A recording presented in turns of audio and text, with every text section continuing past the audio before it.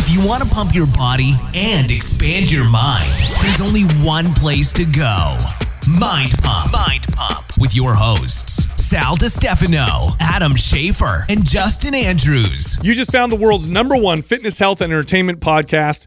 This is Mind Pump. All right, in today's episode, we talk about the obesity epidemic. We are in an epidemic. It's been around now for a few decades. It's causing some real problems.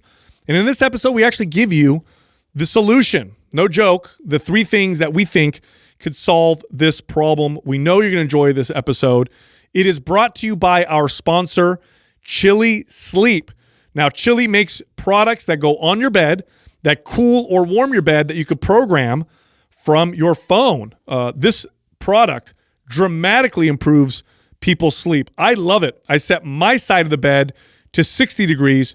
My wife sets her side of the bed to 68 degrees, so we don't fight over, the covers or the temperature of the room or whatever, and we both sleep awesomely. And because you listen to Mind Pump, you get an exclusive discount. Go check them out. Go to chilisleep.com. That's CHILI sleep.com/Mind Pump. Use the code PUMP15 for 15% off the Ooler, or use the code PUMP25 for 25% off the Chili Pad.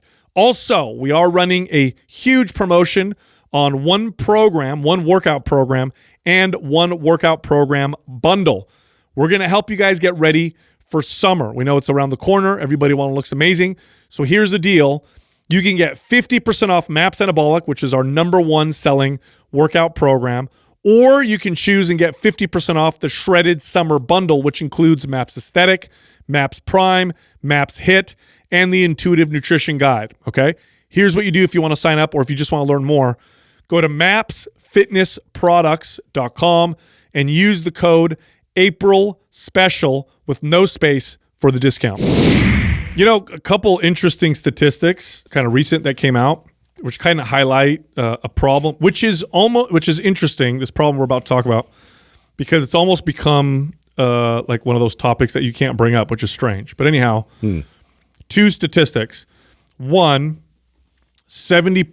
roughly 70% of Americans are now considered overweight, 45% obese, okay, so almost half of us clinically obese. Mm-hmm. And then the other statistic, which is more timely, is that the #1 risk factor for severe COVID symptoms is obesity. I think something like 80-something% of people in hospitals with COVID were obese. What's the clinical definition of obesity now? Is it 30 pounds of weight body fat that you should not have in your body? Because obviously our bodies, we need fat. People need to understand that. Oh, right? yeah. Your body needs fat. Yeah, you have to have healthy fat. to have a certain amount of body fat. It is. But is the clinical definition, I believe it, or at least I thought it was. Are we going off that or still off of BMI? No, it's BMI. Yeah, it's off BMI. Now, of course, BMI has its problems, right? BMI is body mass index, and it's just your total weight.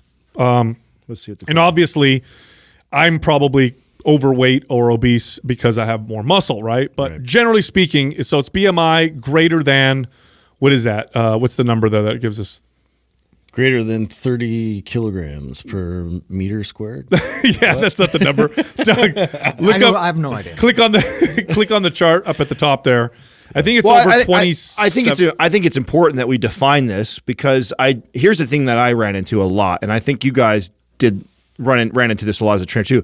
Many people that are obese don't think they're obese. Mm. I don't know how many times that I did a body fat test.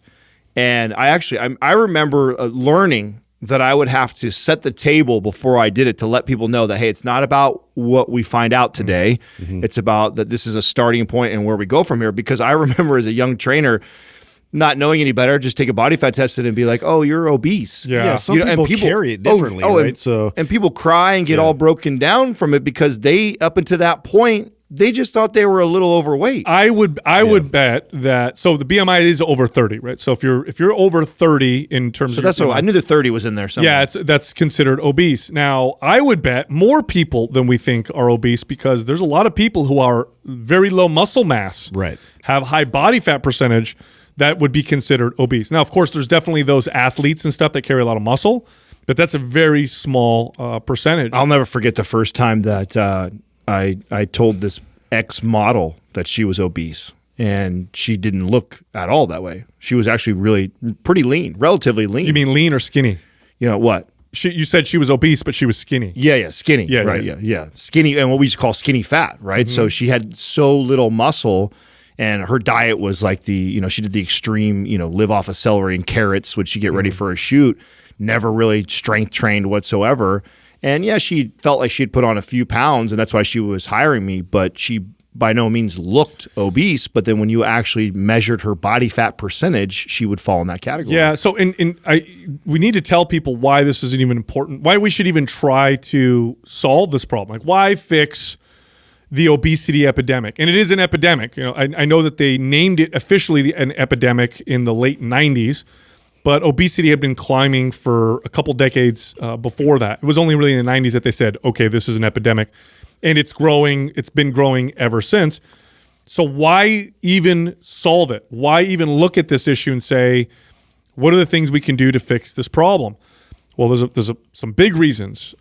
Number one, the health risks associated with obesity alone are tremendous. It dramatically increases your risk of all-cause mortality. So being obese means that you're much more likely to die of any reason at all. But to be more specific, your risk of type 2 diabetes goes through the roof. Heart disease goes through the roof. Stroke goes through the roof. Gallbladder disease goes through the roof. Osteoarthritis goes up quite a bit. Cancer, some recent studies literally say that you could, just by not being obese, you could reduce the risk of like 75% of cancers. Okay, so just being obese increases your risk of cancer. Sleep apnea is another one. So those are big problems. Yeah. Now, a lot of people might say, well, that's personal, right? If you're obese, then it's your own issue. And I get part of that, but here's the truth. It literally, no joke, if you look at obesity and you look at all the things that are connected to obesity, it threatens to bankrupt modern societies. Well, and it's reversible.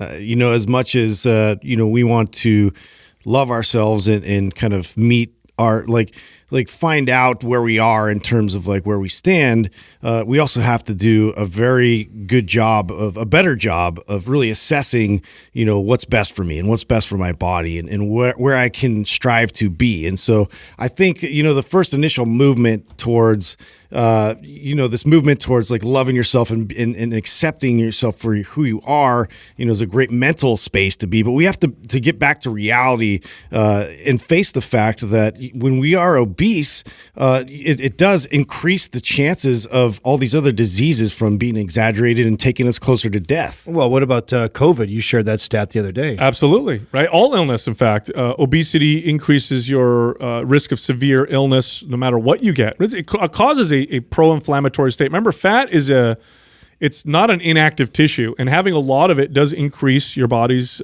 total inflammation and the way your body clots blood. This is why they think, by the way, it causes problems with COVID, because of how it affects circulation. Now, you brought that up the other day on the podcast, and you actually got a long message, and I put you on the spot right now because I don't think you were ready for me to bring this up.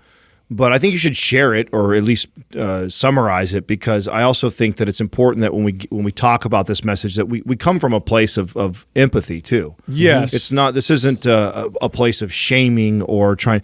Because you got an interesting message the other day when we talked about that stat. Yeah, and I can't remember. I think the person saying, I can't remember specifically what they said, but they said essentially that they feel anxious when they hear us talk about obesity and its effects, because they themselves are obese and they're trying to lose weight. And I want to be very clear. All of us built our careers around helping people largely through obesity. Personal training is not a career you get into to make a lot of money. It just isn't. You ask any trainer, what are the top 5 reasons why you became a personal trainer? I guarantee you none of those reasons will be to make a ton of money. I guarantee you one of them, if not the top one, especially for people who've been trainers for a long time, was to help people. So I sincerely, at my deepest level, want to help people, but we can't if we don't have an honest conversation around this. And right now, there seems to be this message that we can't talk about it because we're shaming people. Now, if I'm talking to someone, by the way, this is very different talking generally on a podcast versus talking specifically.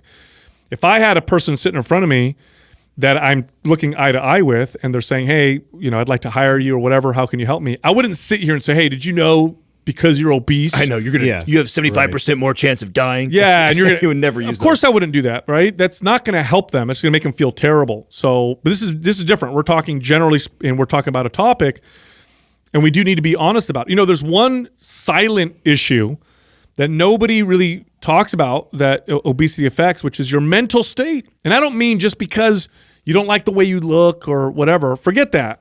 It literally will affect your chances of getting depression and anxiety and just the way you view and see things. Inflammation alone is connected to depression, and being obese increases inflammation. Being obese increases, like I said, the risk of depression and anxiety. So here you are, right?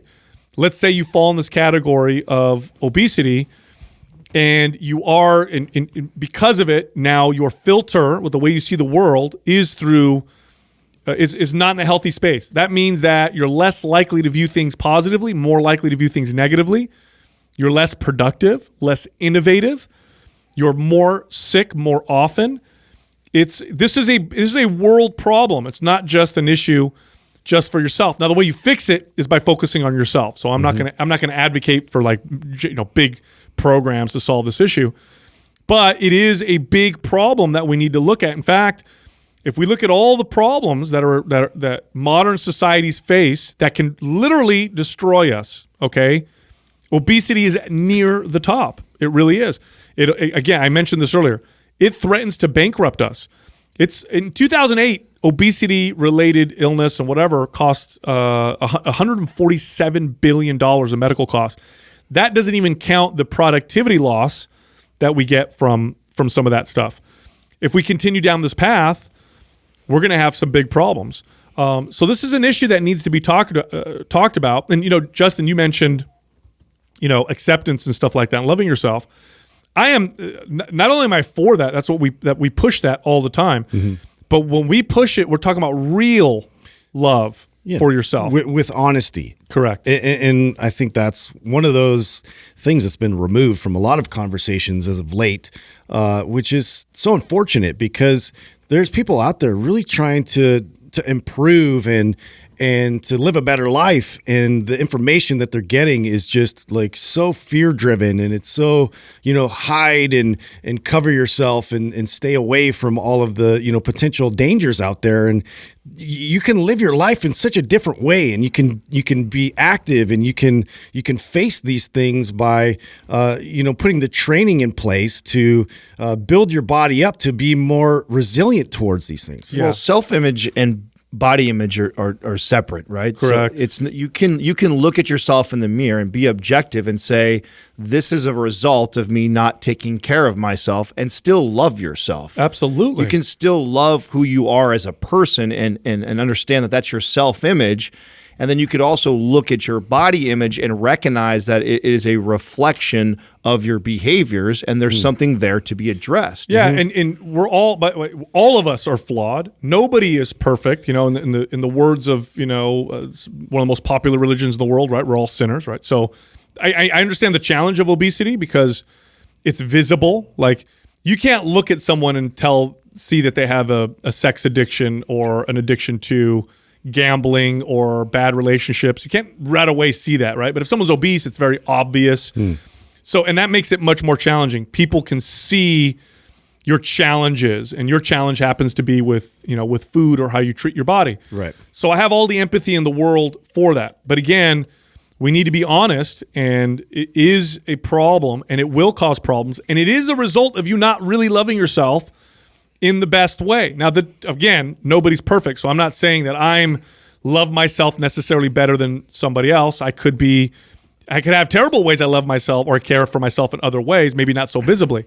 Nonetheless, this episode is about obesity and its challenges. And if you are obese, you are not really taking care of yourself in the honest way. But what you said, Adam, is 100%. In fact, when people really love themselves and accept themselves in a true way, they start to lose weight because they start to care for themselves that way. There's other hurdles too, though, right? Like I do I do have a lot of empathy and compassion for this topic, because there's definitely somebody who's listening right now who actually feels like they do try and have busted their ass trying to get there, and they continue to fail. And that has a lot to do with, I think, some of the messaging that's out in our space. Misinformation. Right, and their approach is not the ideal approach, and because of that, because what I used to get a lot of is a client that would look at me and say, Adam, honestly, like, I'd rather be a little overweight and fat or even considered obese, but then enjoying my life and doing all these things, because when I try and lose weight and I do all those things, I'm miserable. I have headaches, I'm tired, I'm achy, I'm in the gym all the time, I have to make all this sacrifice, and I feel miserable while I'm doing it. And so they have this really bad experience in the pursuit of what they think is trying to be healthier for themselves, and they fail a lot, and they throw their hands up, and they go, fuck it, I'd rather just be obese. Yes. Well, one of the biggest fallacies I see a lot from the messaging out there is that they have to tackle all these things at once, and if they're going to really step into this journey of weight loss, they're going to have to take all the food out of their cupboards, and they're going to have to completely start, this 5-6 day a week training plan and be consistent. And if you don't be consistent, you're going to fail. And it's like all these, really like extreme sort of, parameters for them to be able to buy into. And it really doesn't have to be like that. It could be one very small thing that just sparks this momentum. And this is something that we try so hard to convey. It doesn't need to be this difficult. It doesn't need to be this complicated. It could be one very simple thing that, you just build slowly. You build upon that. And before you know it, your body starts transforming and things start moving in a very positive direction. No. You're 100% right. Look, if you do this the wrong way, you're going to feel like what Adam said. You're going to feel terrible. It's going to feel like torture. You're going to hate yourself through the process. And at some point, you'll get sick of hating yourself. And then you'll say to yourself, I'm done with this. I just want to live my life. I just want to enjoy my life. I'm done doing all that. Now, that's because your approach was all wrong. And, maybe it's because you followed the approach of popular fitness media, which is 99% of the time wrong or just trying to sell you a product. The truth is, if you do this the right way, it's still going to be challenging. Don't get me wrong. There's nothing easy about change. Change is always challenging. Fundamental change is always challenging. But you will feel like you're enjoying your life more.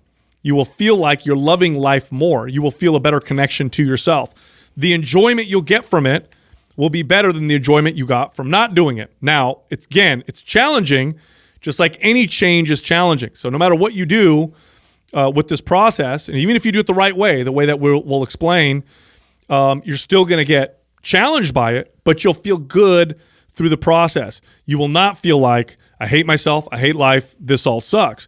So if you feel that way, your approach is wrong and it won't last. We got to change the way you approach it. You have to share the story. You've shared it on the podcast several times before, but for somebody who's listening in for the first time, you have to share the story that you talk about when you were sitting at the dinner table and there was a lady who was kind of, mocking you, making decisions on what you were eating and what she said to you. So no, what it was like a Christmas dinner. So it was with my ex-wife, and they had like a company Christmas. I think it was a Christmas dinner or whatever. And so like all the staff was there, big company, a tech company, right? So we're all sitting at this big table, and there's people around. And you're the fitness guy. I'm the fitness guy, right? Because people are like, "Hey, what do you do?" And I'm like, "Oh, I'm a trainer." And immediately when you say that, sometimes depending on the circles you're in, any trainer who's listening knows you immediately get looked at, and then people start to become self-conscious of the food that they're eating in front of you, and they'll make comments like, "Oh, I'm going to get a piece of cake, sorry, Mr. Trainer," or whatever. So, and I'm used to it. It's not a big deal. So we're at the table. I'd ask me what I do. I tell them I'm a trainer. And, we start talking a little bit, and I'm passing up on the bread and passing up on a couple things. And one of the ladies pipes up and she goes, why aren't you eating the bread? Or why aren't you? And I say, I have, it bothers my gut. I don't respond very well to it. And, it's not a big deal. I really don't want any. And she goes, I had a friend once who was so into fitness and nutrition. She was like fanatical about it. And then she got cancer. And she was, I don't know how old, she was young. She was like 50 something years old. She got cancer. And then she died. And, after that happened, I said to myself, I'm just going to enjoy life. I'm just going to eat whatever I want, drink wine, and just enjoy my life because it's not worth it. And I said, exercising and, having a good relationship with exercise and eating right isn't necessarily about living longer. Oftentimes it does result in longer life, most times, but it's not about living longer, it's about living better. So although your friend might have died at 50-something years old, I'm sure she, up until the point she got sick, she probably had a better quality of life because she was more fit and because she was more healthy. And that's really what it's about. It's not about, the long life, or it's not even about losing the weight necessarily. It's really about improving the overall quality of our life, and that's the approach that we need to have. Now, what I want to talk about in this episode is really how to solve it broadly. Like, why do we have an obesity epidemic to begin with? Why is this a problem in modern Western societies? And, this is something that I've done a lot of reading on in the past, and I did some more actually last night in preparation for this episode. And it's really interesting, and we'll talk about America. America is probably attributed, we probably get the credit for the obesity epidemic. We're the worst, aren't we? In Western society. We are the worst. Other countries are catching up. We're still, America's still number one. But you are seeing countries really start to catch up to us. Europe took a little while. I know the UK, obesity is growing. Mexico, which, the last decade or two, all of a sudden, it's become, a couple of decades, become a big problem. So we got to look, what's caused this? What the hell happened? Now, the old paradigm was, it's because we're eating too much fat. I remember this was the message we all learned in school. Like, all of us we were all born in the, or young kids in the 80s, and, we were teenagers in the 90s. Yeah, it was butter and steak making everybody fat. Yeah, bacon and butter, and, don't eat that. It's the fat that's making everybody fat. And we were told that this is the problem. And so people started cutting fat, and yet obesity continued to climb at a very fast rate. Then it became carbs, right? Oh, no. Never mind. I remember when that happened, right? That was Atkins came out with his book, and it flipped everything on its head, and everybody's like, that's the problem. It's the carbs. Look, we're eating more carbs. That's why we're all fat. And so then people said, let's cut carbs, and obesity continued to climb. Here's the issue, and this is very clear now, and there were some studies that were done over the past couple of years that highlight just how big of a problem this is. And we've referenced these studies many times on the podcast, but they've taken groups of people, controlled it, put them in laboratories or whatever, and given them just full access to food. The only difference is one group has heavily processed food, the other group has whole natural foods, and they actually match the macros. Believe it or not, they actually have the macros relatively the same. So, the whole natural foods have this much proteins, fats, and carbs, and the same thing with the processed foods. Then they'll have them stay in that room for, a week or whatever, and then they'll switch the groups. So it's, it's a crossover study or whatever. And here's what they find in these studies. Just by having access to heavily processed foods, or just by eating heavily processed foods, the average person will eat around 500 more calories every single day. That's roughly a pound of body fat, that you'll gain in a week. That's a lot. Mm-hmm. Now, if you look at when obesity started to become a problem in the U.S., very interesting. Go look at processed food. Processed food really didn't start making its way into our diets. It started to come in the 50s and 60s as a promise to liberate housewives. This is how they advertised these foods. It was the TV dinner. Mm-hmm. This was the thing, right? That's right. And it was like, poor. This is how they would advertise it. Like, poor housewife, you're slaving over this dinner, making this home, whatever. Right. Here's an easy way. It's a Salisbury steak, or I don't know why. Everything revolved around microwaves at some point. Yeah, right. Well, this is even before. It was like a tray, right? And then you put it and you warm it up. It was frozen, and then here's your dinner, and you eat it in front of the TV, and it saves all this time. And now it was liberating housewives or whatever. Well, slowly over time, and then faster, heavily processed foods started to dominate the market. Today, heavily processed foods makes up roughly 70% of the average person's calories. That's so amazing that just, at 50, 60 that's now 70 years ago, it was just non-existent, to where now it's more than a majority of what we consume. That's absolutely. Wild. And here's the thing, this is the I guess the beauty and then the downside of markets, right? So America is a very market-driven country, And so that means that companies are relatively free to meet the demand of the consumer and innovate and spend money and invest and, figure out what they want. And I'll do it better than you. And they compete, right? And they spent a lot of money engineering food to make it so desirable that they'll do fMRI studies and show that the brain lights up with some of these foods like you're taking drugs. It almost has a drug-like effect on the body, right? So effective that it makes you overeat. So you go past the point of feeling full and you eat more. You eat faster. Studies will show that people eat something like 50% faster when they're eating heavily processed. Like, you just got to get it in your face. And the truth is, the health space is just as guilty of this. If you bring this point up all the time on the show, that if you look at the products that are bought the most, even in the health space, it's the ones that taste the best. Of course. So even in that space, we're guilty of this. Absolutely. And so they've spent a lot of money, a lot of research, a lot of development on how to make these foods so incredibly irresistible that you'll keep buying it and eating more. Now, of course, these companies are trying to sell a product. Nonetheless, this is what happened. So, and by the way, if you do a little bit of research online, it'll blow you away. The science that goes into these foods it's incredible. Literally, they have studied the amount of residue that a chip will leave on your fingers. They'll calculate that, what makes it more palatable. Yeah. The color, they have it down to the perfect color. All the way to the packaging, how you open it, the entire aroma that fills your face, all that stuff. Everything, the crunch, the amount of crunch that it has, and all of this creates this experience of palatability, and all of it is a part of that. Now, we think it's just taste. Taste is a big part of it, but it's everything. For example, they've done these funny studies where they'll give people ice cream, but they'll serve it in like a plunger or like a toilet, like a brand new toilet, right? But they'll give them ice cream.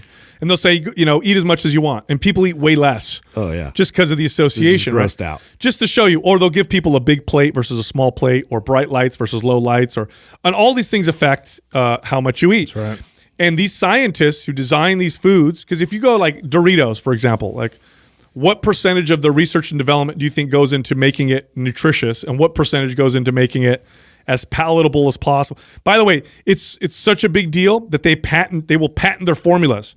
They will literally have a patent on the formula for their product. You cannot copy it. That's how we hit the magic. This is the magic, sweet spot. This is why our product is so. And so what ended up happening is these processed foods started to dominate little by little how much we ate, and little by little we ate more fat and we ate more carbs. We also ate more everything. Yeah. And we just end up overeating as a result. Well, have you ever seen the, I think there's, Doug maybe could pull this up, the showing French fries and soda drinks, the size of them over the last 50. Their portion sizes started to blow up like crazy. Yeah, if you just looked at, I think 50, 60 years ago, if you looked at what a large was considered back then, I think it's smaller than what a small is today. Mm-hmm. So we've just slowly increased that. And same thing with portion size, and you brought the point up of plates. They've grown all that. So when you look at your plate and your plate isn't as full anymore, you don't feel like you're eating as much, but the reality is you're eating twice as much as you were just 50 years ago. They're meeting consumer demand, and I know this is kind of a crazy example when I compare it to drugs. Yes, I know food isn't like drugs. However, I will say that food kills way more people than drugs do, by far. But nonetheless, it's also something that people use to medicate. Of course, people are addicted to food, and they use it to eat their feelings or to medicate themselves. But let's compare this to drugs for a second, okay?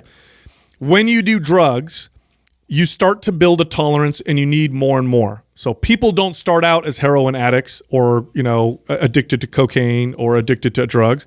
They start out by using some, and then gradually they need more, and then gradually they need more. This is exactly how the behaviors are around heavily processed foods. When people have some, they start to know. In fact, if you rarely eat heavily processed foods, it might not even taste that good. It might be overwhelming. In fact, I know, for example, with my kids, they never drink soda. We just didn't have it, and I'm not a big soda drinker. And I know when we'd go to birthday parties, I'd let them have some, and I would see them leave most of the soda. And I'd say, why don't you finish your soda? Oh, it's too much. It's too whatever. But then the kids who have it all the time, they're pounding it like crazy. They've built up a tolerance over time.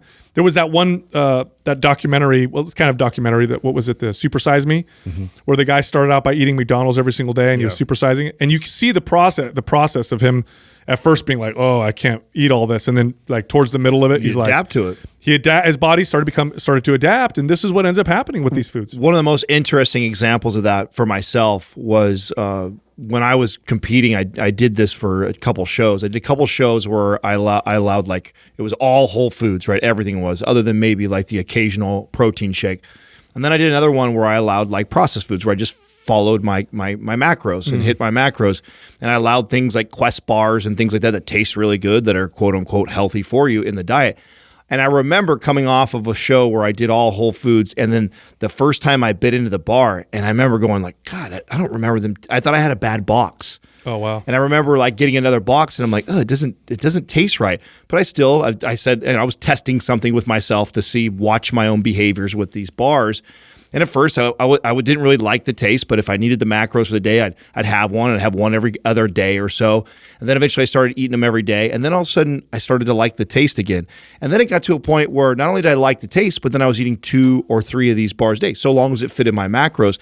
And it was really interesting to watch my relationship with this even healthy, quote unquote, processed food, that how much I didn't really like it that much at first.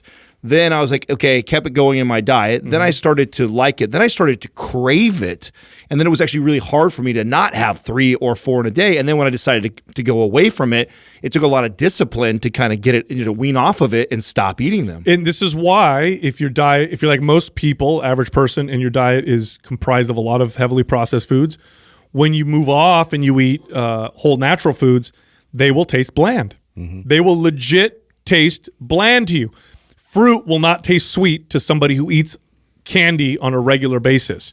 A steak will taste bland to somebody who eats pizza and burgers or processed foods all the time. It's just true. Now your body starts to adapt in each direction, but it's just to highlight the power of these heavily processed foods. There's one more thing that goes along with heavily processed foods. They tend to be eaten in states of unawareness. Okay. In fact, the original processed foods that I talked about, those TV dinners, they call it a TV dinner. It was advertised to go along with this new thing everybody has in their house called a TV. Eat this in front of this distracting device known as a television. If you think about the foods that you eat when you're on social media or when you're watching a movie or when you're distracted with something. Convenience foods, right? So like you go to the gas station and you go to the convenience store because you're going in there to get all the packaged chips and bars and everything else for the road or for, while you're super distracted. Yeah, absolutely. And so that goes along with it as well. And we're very distracted nowadays. Nowadays, we have a phone that can it could distract the hell out of us. It could entertain us at any moment. And so we're eating these foods that studies show we eat faster, we eat more of, and we're disconnected from our body because we're also watching things while we're doing it. And this is a recipe. This is a recipe for obesity. You are going to overeat when your body, and I like to communicate this because, it's like telling an alcoholic, listen, it's not a big deal. You can live in the bar and drink alcohol every day. Just don't overdrink. And it's like, man, that is a failing proposition. We're telling people, watch your calories, don't overeat, but we're not telling people to avoid eating the foods that make it almost impossible. I'm going to tell you something right now. I'm a fitness fanatic. I've been in the space for decades. Obviously, we host one of the top fitness podcasts, right, in the world. I don't have these foods in my house because I know what I do when I have them. I know when I have these foods in my house, it is like a fight. It is like a disciplined fight. Am I, and eventually I'll end up losing that one. Well, you remember we stirred up, those that have been listening for a long time, we came out and stirred up a lot of controversy in our space about the IIFYM movement for this exact reason. Not because if you follow your macros and you fall in that category and you still eat Pop-Tarts and it all fits, can you not lose weight and build muscle? Absolutely, you can do those things. But from our experience of training normal people and realizing what these types of foods do as far as behaviors long-term on people, it's why we came out so strongly opposing that message of if it fits your macros, it's okay, because we know what inevitably happens to these people is you justify saying, oh, okay, it fits my macros, and one comes in, and then when you're not, for some reason, weighing and measuring and following your diet, you've now allowed all these processed foods into your diet on a regular basis, and it makes it extremely difficult for somebody, especially if you lack self-awareness, to control that. Oh, totally. It's funny. It took me a while to figure this out, but at some point I realized it's always hard to get clients to eat properly or whatever, right? And I remember when this light bulb went off for me, and I said, whoa, it's about the processed foods. Mm-hmm. What if I just tell people one thing? What if I just say, let's mostly eliminate heavily processed foods out of your diet, and then just eat as much as you want? And my clients looked at me like, what? What do you mean eat as much? Eat until you're satisfied.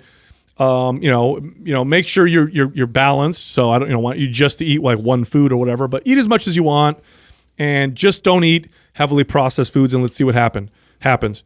Every single person lost weight. I remember that. Every single person lost weight because naturally they ate appropriately for their bodies. They were no longer. Until you're satiated. That's it. Because your satiety level, which is supposed to be here, which is natural, it keeps you here because your body doesn't want to be overweight. It doesn't. I know the mentality is, we evolved as hunter-gatherers, and if you just put food in front of us, we'll eat until we die. That's not true. It was just as bad to kill a buffalo and then eat the shit out of it all at once and make yourself sick back then as it would be now. We still had these natural systems of satiety that told us, okay, that's enough, now you're full. We've all felt that before, right? That's a natural, but it evolved without heavily processed foods, which we engineered to hijack that to the tune of 500 to 600 calories every single day. So when I eliminate those processed foods, everybody naturally ate less. Mm-hmm. Everybody naturally lost weight. And I remember my clients coming to me being like, this is what they would say to me. They thought there was something magical about the processed food and the whole foods in the sense that whole foods burn fat and processed foods didn't. They come to me and be like, this is weird, Sal. I'm like full all day, but I'm losing weight. What is it in the processed food that makes me gain fat? And I'm like, you just eat more of it without realizing. I noticed the same thing with my clients doing that. And also because before that, it was like, well, maybe we'll just have one day where they can indulge a little bit and they can, make that like their weekend day where they had sort of a quote unquote cheat day. We explored that somewhat. But what I found with that was it was just such a powerful response that they get after eating these things that, inevitably it would just slowly creep its way back in the diet throughout the week. And it was one of those things where it was just a craving that it was a constant tug of war of this craving. So the entire week, all they could think and obsess about is getting back to that state. Well, not only that, that message promotes the whole binge restrict mentality. Mm-hmm. Exactly. That's why, again, we came out opposed on that too. It was another thing that we shook up early on in the space was these cheat days that everybody was promoting in the space at the time. It was very popular to, hey, if you follow your macros 6 days a week, you can have this day where you kind of go bananas and can you get in shape doing that? Yeah, sure, you can get in shape that way.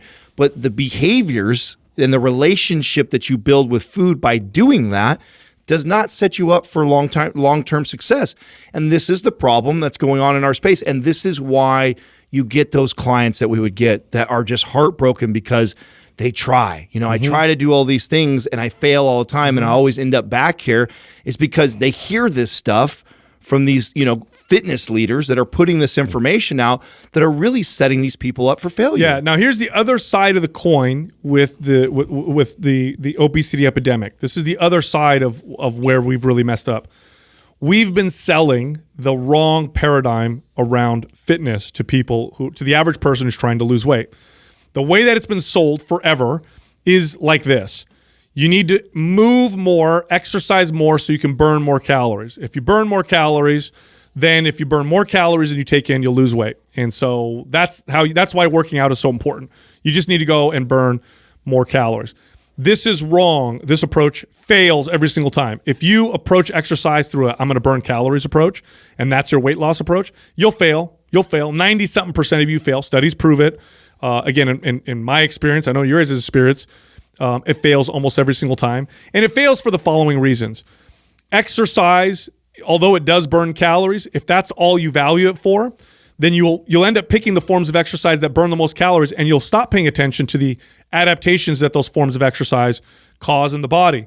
And over time, your body actually does a great job of bringing you back down to homeostasis. It will actually slow your metabolism down, so you're not burning a ton more extra calories. And again, there's studies that are remarkable on this when they study, modern hunter-gatherers, and they find that these people who move like crazy don't burn that many more calories than the average person. And it makes sense, right? It doesn't make sense for your body to burn 6,000 calories a day because you're moving all the time when we evolved without that much food. The paradigm that we need to promote is the following. Forget the calorie burn from exercise. What is the adaptation that this form of exercise is promoting? And is that adaptation going to benefit you in modern society? When you look at it that way, it becomes very clear what you want to do is build strength and build muscle. Yeah, what we need to promote is ways to build muscle. And we need to get those ratios back. Like to our beginning of this conversation of, what people don't realize is what your body consists of completely. And if you're going to be honest with yourself, if you're not lifting weights or weight training at all, you may be slimming down, but what are you consisting of? Is it mostly fat, or are you balancing that out with a healthy amount of muscle to bring that percentage down? It's also important that you know where to start with this too, though, right? So even if we cut out